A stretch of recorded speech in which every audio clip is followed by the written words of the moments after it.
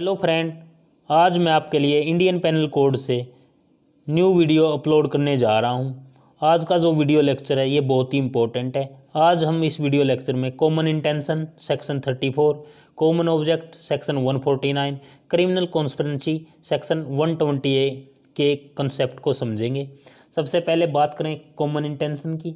Section 34 deal करता है common intention से, मीन्स सामान्य आशय।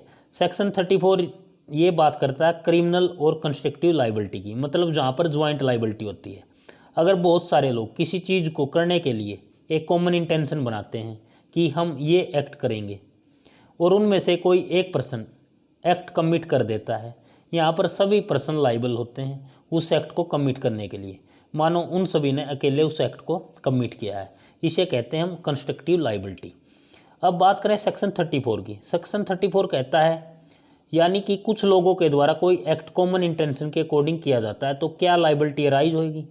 अब बात करें सेक्शन 34 के कंसेप्ट की। Act done by several person in furtherance of common intention. When a criminal act is done by several person in furtherance of the common intention of all, each of such person is liable of that act in the same manner as if it were done by him alone.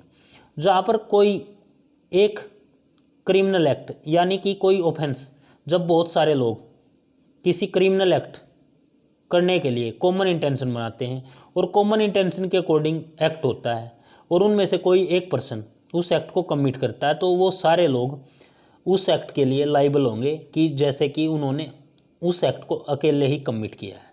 मतलब ये कि ABC 3 person है, right. उन्होंने common intention बनाई कि वो D का murder करेंगे, ठीक है। ए क्या करता है, ए अपने घर से क्या लेके आता है, गाड़ी लेके आता है, और जो बी है वो क्या करता है, वो गेट पे पहरा देता है, और जो सी है वो अंदर जाके डी का मर्डर कर देता है। तो इसमें क्या होगा, इसमें 302 का केस लगेगा, और 302 के साथ हमेशा सेक्शन 34 लगेगा, क्योंकि उन तीनों बंदों की क्या थी, कॉमन इंटेंशन थी, राइट। अब एक इसमें केस है Sevaram versus state of UP. इसमें बोला गया था This section not create any substantive offense but bind all the door under a rule of evidence। कि ये सब्सटेंसिव ऑफेंस ना होके क्या है, रूल ऑफ एविडेंस है। ये Sevaram versus state of UP case में बोला गया था। अब बात करें फ्रेंड्स सेक्शन 149 की। 149 बात करता है कॉमन ऑब्जेक्ट की। कॉमन ऑब्जेक्ट मीन्स सामान्य आशय। सामान्य आशय से आप समझ गए होंगे कि जो सेक्शन 34 है वो बात करता है सामान्य आशय की, और सेक्शन 149 बात करता है सामान्य उद्देश्य की। अब बात करें फ्रेंड्स, जो वर्ड कॉमन ऑब्जेक्ट है वो आईपीसी में सबसे पहले सेक्शन 141 आईपीसी में यूज होता है, राइट। सेक्शन 149 समझने से पहले आपको सेक्शन 141 को समझना जरूरी है। सेक्शन 141 बात करता है अनलॉफुल असेंबली की। अनलॉफुल असेंबली मीन्स जब 5 या 5 से अधिक लोग इकट्ठा होते हैं किसी कॉमन ऑब्जेक्ट के लिए, कोई ऐसा एक्ट करते हैं जो सेक्शन 141 में 5 कंडीशन दे रखी हैं उनसे हटके है, राइट। उन जो कंडीशन 141 में दे रखी हैं उन कंडीशन में कोई ऐसा एक्ट कमिट करते हैं जब 5 या 5 से ज़्यादा लोग इस पर्पज़ के साथ, इस कॉमन ऑब्जेक्ट के साथ कि उन्होंने क्या करना है, हार्म पहुंचाना है या किसी को क्या करना है, रोंगफुल लॉस पहुंचाना है, एक्सेट्रा। सबसे पहले जो सेक्शन 141 है वो बात करता है अनलॉफुल असेंबली की।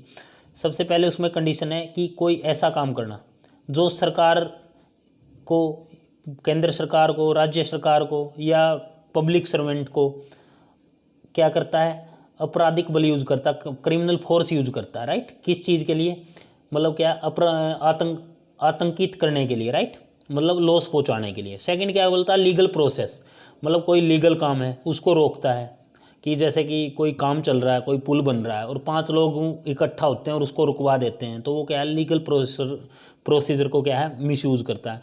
नंबर 3 है कमिट एनी मिसचीफ और क्रिमिनल ट्रेसपास।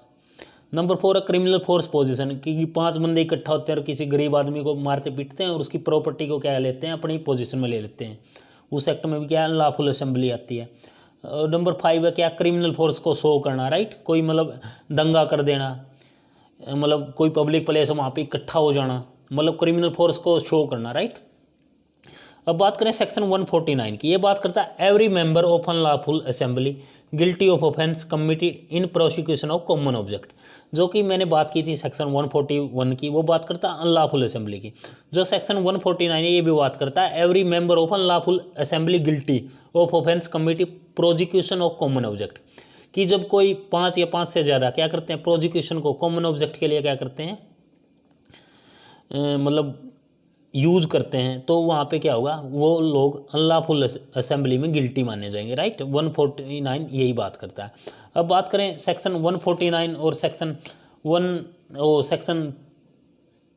34 की डिफरेंस की। सबसे पहले बता दूं कि मैं आपको, जो सेक्शन 34 है वो बात करता है कॉमन इंटेंशन की, जैसा कि हमने पीछे पढ़ लिया है, और सेक्शन 149 बात करता है कॉमन ऑब्जेक्ट की। अब इनके डिफरेंस के बारे में बात करते हैं। Criminal act done by several person common intention में है, राइट, ये कॉमन इंटेंशन में दे रखा है, और 5 और मोर पर्सन कॉमन ऑब्जेक्ट में आते हैं। जो कॉमन इंटेंशन है वो सेक्शन 34 में डील करती है, कॉमन ऑब्जेक्ट डील करता है सेक्शन 149 में। बेस्ड ऑन क्या है, कॉमन इंटेंशन है सेक्शन 34 में, और सेक्शन 149 में क्या, किस बेस पे, कॉमन ऑब्जेक्ट पे, ठीक है ना। और जो सेक्शन 34 है वो prayer meeting together is not necessary, वहाँ पे मतलब इकट्ठा होना नेसेसरी नहीं है, बट यहाँ पे अनलॉफुल असेंबली का होना नेसेसरी है, यहाँ पे 5 या 5 से ज़्यादा लोगों का इकट्ठा होना नेसेसरी है। अब बात करें सेक्शन 120A की, क्रिमिनल कॉन्स्पिरेंसी की। Under English law conspiracy is set to commit 2 person are agree together commit illegal act for purpose of contrary law और रॉन्गफुल एंड हार्मफुल टूवर्ड्स, कि जब दो पर्सन एग्री होते हैं कोई ऐसा एक्ट करने के लिए जो कि गैर कानूनी है, किसी पर्सन को रॉन्गफुल या हार्मफुल इंजरी पहुंचाने के लिए, उसे बोलते हैं क्या, कॉन्स्पिरेंसी, इंग्लिश लॉ के अंडर।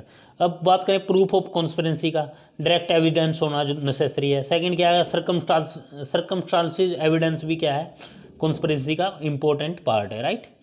अब बात करें कॉन्स्पिरेंसी के एलिमेंट्स की, देयर मस्ट बी 2 और मोर पर्सन, कि 2 लोगों का होना बहुत ही ज़रूरी है, और there must be an illegal act और एक्ट इन इलीगल, कि 2 लोगों के द्वारा क्या है, सबसे पहले तो एग्रीमेंट होना जरूरी है, उसके बाद क्या है कि 2 लोगों के द्वारा इलीगल एक्ट करना। इलीगल की एक्ट की, जो इलीगल है एक्ट है, इसकी डेफिनेशन सेक्शन 43 IPC में दे रखी है। एनईओ, जिसका मीन्स क्या होता है, an offence forbidden by law provided ground for the civil liability, ये सेक्शन 43 में IPC में दे रखा है। और जो क्रिमिनल कॉन्स्पिरेंसी है ये क्या है, there must be meeting of mind, right. अब बात करें क्रिमिनल कॉन्स्पिरेंसी की, इसकी पुनिशमेंट क्या है, लाइफ इम्प्रिजनमेंट भी हो सकती है। जो क्रिमिनल कॉन्स्पिरेंसी है इसके लिए इसका मेन बेसिस क्या है, 2 पर्सन होने चाहिए, उनके बीच में एग्रीमेंट होना चाहिए, इलीगल एक्ट होना जरूरी है, राइट, और उसके साथ साथ क्या है, कॉन्स्पिरेंसी होना जरूरी है, राइट। ये सेक्शन हमें 120A बताता है। उम्मीद करूँगा आपको लेक्चर अच्छे समझ में आया होगा। अगर लेक्चर से कोई क्वेरीज है तो आप मेरे को वीडियोज़ पे कमेंट कर सकते हैं। अगर आपको मेरा चैनल अच्छा लगता है तो आप मेरे चैनल को शेयर कर सकते हैं, सब्सक्राइब कर सकते हैं। Thank you so much.